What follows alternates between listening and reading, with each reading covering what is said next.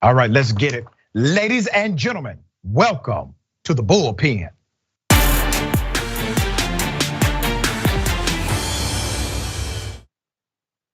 He's back in the Bullpen today. We have none other than the former mayor of Ithaca, New York, Svante Myrick, remarkable leader. Mr. Mayor, good day, welcome. Thank you so much. Thank you so much for having me, Dr. Richey. We really appreciate being here. Man, I appreciate you being here. You were the youngest mayor in New York State history. You were in Ithaca, New York, first black mayor after winning the seat on the Common Council. You were still a junior at Cornell University when you won that post. I have bragged about you on this program many times while you were still mayor. And a lot of it had to do with your ability to lead that city and lead that council to a more progressive stance as it relates to policing, and it was effective for your community. So let's talk about defunding the police or reforming police or replacing the police, whatever you want to term it as. There is some interesting work that has been done, studies that have concluded there's a way to actually figure out who's a bad cop in the beginning. Can we talk about that first? Yes, sir. Okay. Yeah, absolutely. And I appreciate that because it is. And it is, I appreciate you having me on Halloween. This topic seemingly is like a zombie itself. It just will not die. Are we defunding the police? Are we not defunding the police? And of course, the answer is like we all want to stop police violence. And I see too many people who have just given up. They say, well, there's no way to stop this. It just keeps happening. We all marched. There's no way to prevent this. But of course, there is a way to prevent it. And the best way you can prevent it, it turns out, and study after study showing this, in Ithaca, we started doing this 6 years ago, is that the best thing you can do to stop police violence and get good officers patrolling the streets is to screen out the bad ones before you even hire them, right? It's not to train them after they're already on the force. It's to prevent them from even coming on the force. And you can do that if you do a psychological exam paired with a polygraph test, right? So actually have a trained clinician administer these for everybody that you want to hire. What you'll find is like what we did in Ithaca. Once we started doing this, we screened out 75% of people who would have otherwise been hired.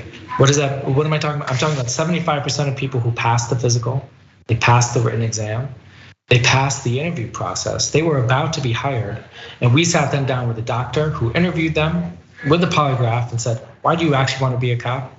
And the answers that floated to the surface were, I've always wanted to use my gun in a real life situation. Well, I was always bullied by those people, and I want to put them in their place. Well, I always wanted to show the people in that neighborhood who's in charge around here. And when those answers come up, you know you're dealing with an authoritarian or a racist or both, and you could screen them out, making sure that the people on the beat are the ones who actually deserve to protect and serve. This is so fascinating. In your role as executive director for People for the American Way, you all deal with policy related items all the time. This is a policy dynamic. It did not require, however, federal legislation to enact. So you as mayor of Ithaca, New York, how did you convince members of your community, advocates and non-advocates, and also members of council? How did you convince them this was a good way to figure out better policing in our city? Well, the beauty of this, and Dr. Richey, I think you just put your finger right on it, which is that if we're going to wait for the federal government to solve the issues in American policing, we're going to be waiting for a long time, right? Because Congress is Congress, and because they actually don't directly control these police departments.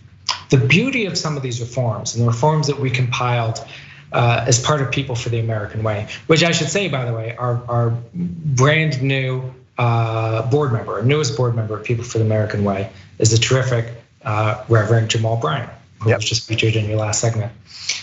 We put out this report that allows mayors to take action right away, right? It's a compilation of policies and procedures, some of which require votes from your city council, some require some special funding, but most a mayor of good intentions can actually implement immediately, including this polygraph test and psychological review for officers before they join the force. So you can jump right in if you just go to peoplefortheamericanway.org, look at our All Safe report and see what in that report could your mayor be doing right now to keep your community safer? For those who may be wondering, the US Supreme Court, they have upheld that officers can be mandated to take polygraph examinations prior to employment and during employment. Ben Jealous, mutual friend of both of ours, I had a conversation with him, this was months back, but he was talking about the same issue of aggression. And he made a noteworthy conclusion based on the data. He said, listen, if you have a person, and I'm paraphrasing our dear brother, but he said, if you have a person that has an aggression factor of, let's say, 9 on a scale of 1 to 10, but they have a racism factor of, let's say, 4, that person will likely be a problem as a cop. If you have it the other way around, where they have a racism index of 9 on a scale of 1 to 10, but they have a very low aggression standard, you may not actually get to a problematic issue with that person. And then when they align together, 9 for racism, 9 for violence or aggression, you got a serious problem on your hands. Break down some of that data and how that science correlates into a better policy. Yeah, that's exactly right. You know, we should just be very honest, and this is a conversation that happens in the Black community all the time too. We want to eliminate racism, right? Yes. But we have very little control what's actually happening in your hearts and in your minds. What we do want to control is what happens, what you do with your body to our body. Right? And if you walk around in your head and you have all sorts, that's fine. But when it comes time to hire, to allow people into college, to not shoot people for no reason in the street, what we don't want to see is that implicit biases making the leap to action. And so it turns out that the officers who have the highest scores for aggression and authoritarianism are the ones who are most likely to shoot and kill somebody. This last segment that you actually just did about that Black officer down in Atlanta who killed that young Black teen because he stole his car. I think if you unpacked that, you would not find necessarily an implicit bias that he thought, okay, he's a Black teen, I need to kill him. I think you'd find that maybe he was embarrassed. He was embarrassed that it was his car being stolen, that he didn't want to lose face in front of his own department. And so often, the last thing that a person who's killed by the police officer does is insult the manliness of that officer, either by calling them a word, speaking down to them, or not complying. I don't mean like not complying with an official order, but not being compliant to them. And so when you do these psychological exams, you can screen out people who score high on certain questions like, when I walk into a room, everyone needs to be silent. When I make a suggestion, everyone must accept it. I am going to become a police officer so that people finally have to listen to what I have to say. When people score very highly on those test questions, no matter what their implicit views on race, you should be very, very wary of hiring them into your force because they're the ones who are most likely to commit violence. Let's talk about the actionable data you were able to curate because of the program. You stated that roughly 75% of individuals you all turned away. They passed the physical exam, they otherwise qualified to be police officers. 75% you turned away because they failed the psychological evaluation. That means, dear brother, I'm making the science congruent. That means that well over half of individuals that typically will apply to be a cop may not be mentally fit to do so. Explain that, unpack that for us.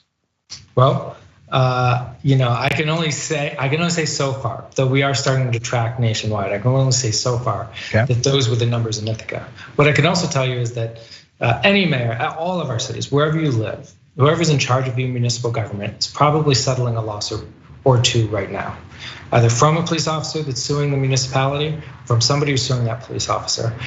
Millions of dollars are spent every year. Nationwide, it's hundreds of millions of dollars settling these lawsuits. I could tell you that after we instituted this test, none of those lawsuits came from our officers who had passed the test. All of those lawsuits came from officers we hired before we had the test implemented. That's just a fact. 100% of the people that passed the test gave you 0% of problems on the force. That's exactly right. It is better. It is more efficient than training officers to do a good job. better than training in de-escalation. It's certainly better than hoping officers do a good job. Just like in any field, if you can hire people with the right set of attitudes, beliefs, postures, if you can hire third grade teachers who can control a room with their voice and their body language, if you can hire people who are respected on the street in the first place, then you can prevent violence down the road. Mr. Mayor, always a pleasure having you on the show. Thank you for your thoughtfulness and your advocacy. You're making a difference in this world. Tell people how they can follow you, check out your work. You can check me out at Svante Myrick, which is spelled the usual way. Hopefully they have it in the Cairo. And check us out at People for the American Way. We're fighting for truth, justice, and the American way every single day. Always a pleasure, dear brother. Look to have you back on the show very soon. Thanks.